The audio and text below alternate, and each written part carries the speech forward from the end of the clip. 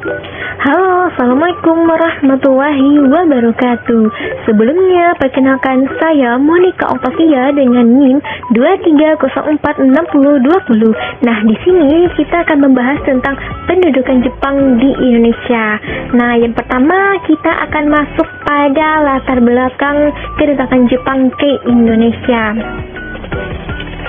Seperti apa sih kedatangan Jepang Indonesia? Masuk Jepang di Indonesia disambut dengan tangan terbuka oleh rakyat Indonesia. Pada saat itu sambutan dengan cepat berubah menjadi kebencian ketika terlihat bahwa tujuan Jepang datang ke Indonesia tidak baik.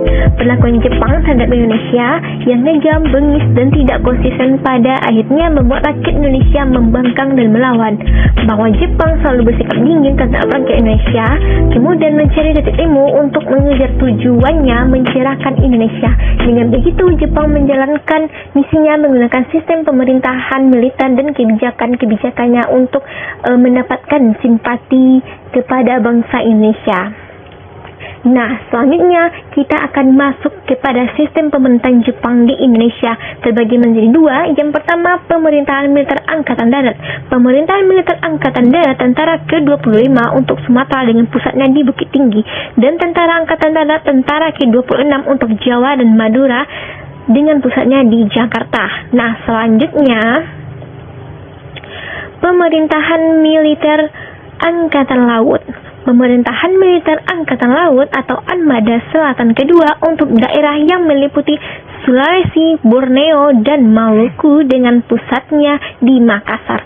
Selanjutnya, kebijakan yang diterapkan Jepang di Indonesia. Yang pertama di bidang politik, yaitu pemerintahan militer, perubahan struktur dan organisasi pemuda, bidang ekonomi, yaitu eksploitasi sumber daya, pengendalian ekonomi, dan kerja paksa. Selanjutnya di bidang sosial, yaitu irohasi atau kerja bakti gerakan sosial yang dilakukan pemerintahan Jepang. Selanjutnya di bidang budaya, yaitu mengubah sistem pendidikan Jepang. Nah, selanjutnya kita akan masuk pada dampak pendudukan Jepang di bidang ekonomi. Yang pertama, pengumpulan bahan pangan untuk perang atau eksploitasi sumber daya alam, kemudian meningkatnya kemiskinan, dan selanjutnya turunnya kesejahteraan masyarakat. Selanjutnya dampak pendudukan Jepang di sosial dan budaya, yaitu hirohasi atau kerja bakti sosial, romusa kerja paksa, pendidikan kurikulum yang diubah, selanjutnya indoktrinasi budaya Jepang, dan selanjutnya penindasan terhadap budaya lokal.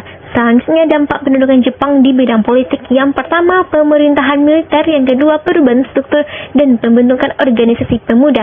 Nah, selanjutnya pengaruh Jepang terhadap kemerdekaan Indonesia.